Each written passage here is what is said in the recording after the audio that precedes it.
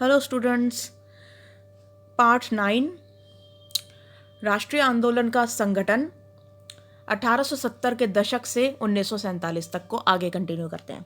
सविनय अवज्ञा आंदोलन की ओर। तो सविनय अवज्ञा आंदोलन का मतलब क्या होता है कि हम बहुत पोलाइट तरीके से जो है वो सरकारी नीतियों का उल्लंघन करेंगे कुल मिला के। तो असहयोग आंदोलन के खत्म होने के बाद गांधी जी के अनुयायी ग्रामीण इलाकों में रचनात्मक कार्य शुरू करने पर जोर दे रहे थे। चित्तरंजन दास और मोतीलाल नेहरू जैसे अन्य नेताओं की दलील थी कि पार्टी को परिषद के चुनावों में हिस्सा लेना चाहिए और परिषदों के माध्यम से सरकारी नीतियों को प्रभावित करना चाहिए। भारतीय कम्युनिस्ट पार्टी और राष्ट्रीय स्वयंसेवक संघ की स्थापना इस दशक के मध्य की दो महत्वपूर्ण घटनाएं थी। उसी दौरान क्रांतिकारी राष्ट्रवादी भगत सिंह भी सक्रिय थे। इस दशक के आखिर में कांग्रेस ने पूर्ण स्वराज का प्रस्ताव पारित किया। जवाहरलाल नेहरू की अध्यक्षता में 1929 में पारित किए गए इस प्रस्ताव के आधार पर 26 जनवरी 1930 को पूरे देश में स्वतंत्रता दिवस मनाया गया। तो कुल मिला के देखो, अभी तक जो है 1929 से पहले कांग्रेस जो थी वो पूर्ण स्वराज की मांग नहीं कर रही थी। वो अंग्रेजों को ये नहीं बोल रही थी कि तुम भारत छोड़ के चले जाओ। वो सिर्फ ये बोल रहे थे कि आप हमें भी थोड़े से राइट्स दो कि हम भी जो है चुनाव लड़के अपने अपने क्षेत्रों में जनता की आवाज़ बने और हमें भी जो है पार्लियामेंट में बैठने का मौका मिले। लेकिन 1929 में इन्होंने पूर्ण स्वराज की घोषणा कर दी थी। और उस वक्त जो कांग्रेस के अध्यक्ष थे वो थे पंडित जवाहरलाल नेहरू जी। और ये 1929 में ये प्रस्ताव पारित हुआ था, जो कि आगे चल के 26 जनवरी 1930 को फिर पूर्ण स्वराज जो है वो मनाया गया। और ये डेट जो थी वो इतनी ऐतिहासिक थी कि हमारा जो संविधान था वो 26 नवंबर 1949 यानी कि 1949 में बनकर तैयार हुआ था। लेकिन इस डेट को सेलिब्रेट करने के लिए हमारा जो संविधान था वो 26 जनवरी 1950 में लागू किया गया था। ठीक है, तो यही वाली डेट जो थी इसको चुना गया था संविधान को लागू करने के लिए। ठीक है, इसीलिए हम हर 26 जनवरी को जो है संविधान दिवस मनाते हैं। ठीक है, तो अब संविधान को लागू किया गया था तो हम रिपब्लिक डे उसी दिन मनाते हैं। ठीक है, संविधान दिवस जो है वो 26 नवंबर को मनता है और जो रिपब्लिक डे है यानी कि संविधान को लागू करने वाला दिन, एक गणतंत्र के रूप में हमारे भारत की स्थापना हुई थी, वो हम 26 जनवरी 1950 को मनाते हैं इसी डेट को सेलिब्रेट करने के लिए, पूर्ण स्वराज वाले डे को। ठीक है, अच्छा, पूर्ण स्वराज को अपने आप आने वाला नहीं था, इसके लिए लोगों को लड़ाई में उतरना था।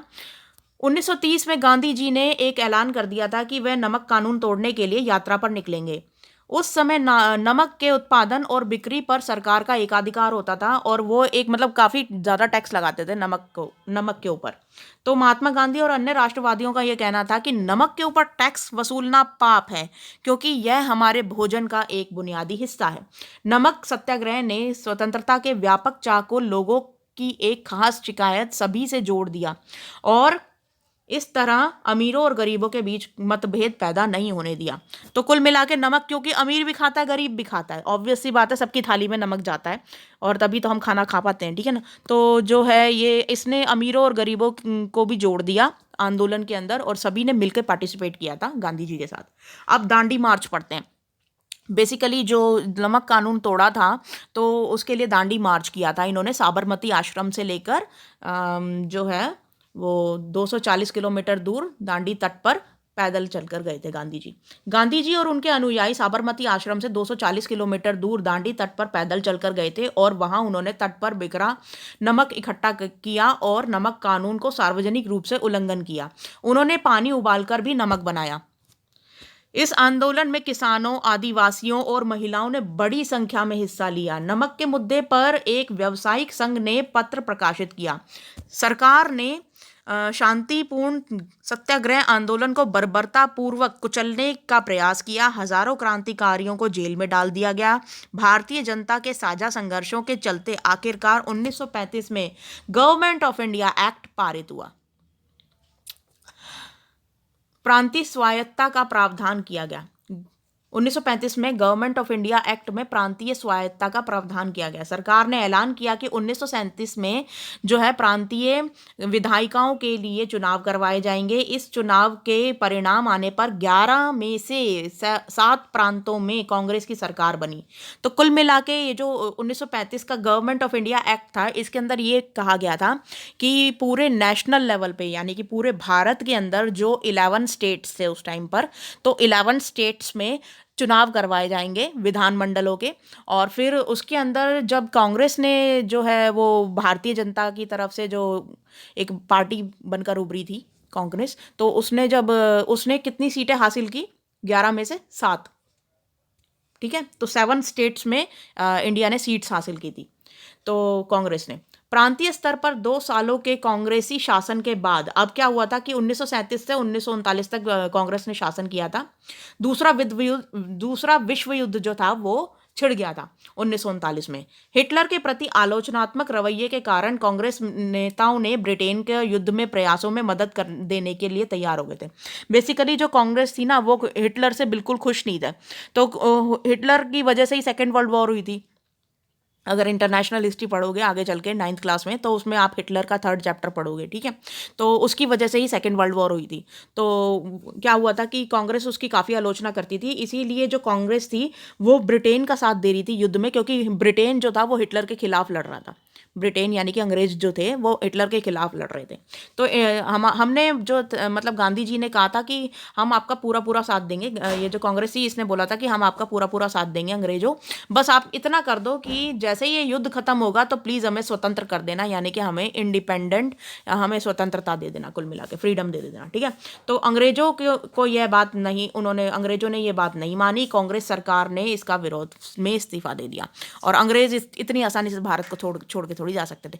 ठीक है, तो जब अंग्रेजों ने ये बात नहीं मानी कि हम नहीं दे रहे आपको आज़ादी, तो फिर कांग्रेस ने क्या किया कि आप हमारी बात नहीं मानते हो इसलिए हम इस्तीफा दे रहे हैं, तो उन्होंने अपनी सीटों से इस्तीफा दे दिया था। ठीक है, अब यहाँ पे एक मैं वीडियो दिखा देती हूँ आपको।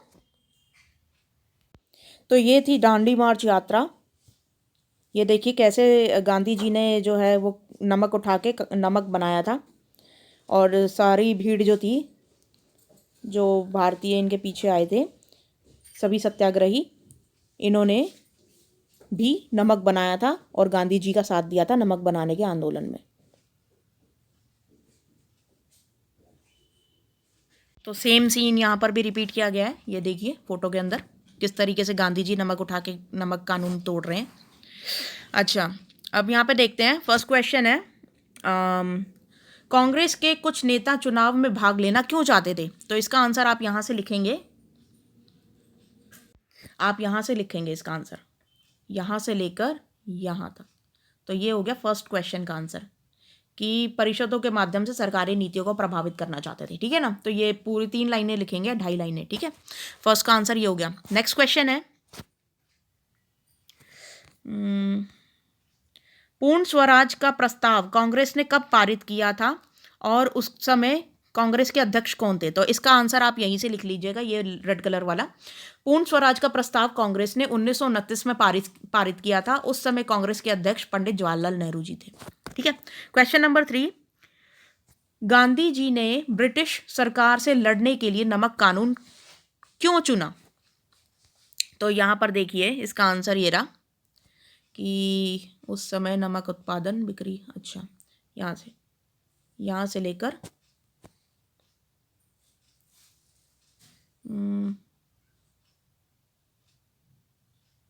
ये महात्मा गांधी और अन्य राष्ट्रवादियों का कहना था कि नमक पर टैक्स वसूलना पाप है, क्योंकि यह हमारे भोजन का एक बुनियादी हिस्सा है, इसलिए उन्होंने नमक कानून तोड़ा था। ठीक है, तो ये थर्ड का आंसर हो गया। क्वेश्चन नंबर 4 देखते हैं, दांडी मार्च ने भारत के स्वतंत्रता आंदोलन को किस प्रकार प्रभावित किया? तो देखो इसके अंदर जो पार्टिसिपेशन था वो सभी लोगों का था, महिलाओं का था, आदिवासी वर्गों का था, किसानों का था। ठीक है, तो इसीलिए जो था ये उसने भारतीय राष्ट्रीय जो स्वतंत्रता आंदोलन था उसमें महत्वपूर्ण भूमिका निभाई थी। तो इसका आंसर आप यहाँ से लिखेंगे, यहाँ से लेकर यहाँ तक। तो ये 3-4 लाइनें हैं। ज़्यादा लंबा आंसर नहीं है, तो 4th क्वेश्चन का आंसर आप यहाँ से लिख लेंगे, ठीक है। तो इसलिए बड़ी संख्या में हिस्सा लिया था। तो गांधी जी सबको एक ही करना चाहते थे, सबको एकता, मतलब ये वो चाहते थे कि सब एक होकर संघर्ष करें स्वतंत्रता पाने के लिए। तो वो इसीलिए इन्होंने जो है ये पूरा दांडी मार्च किया था। तो आज की वर्कशीट में फ़िलहाल इतना ही था। Thank you.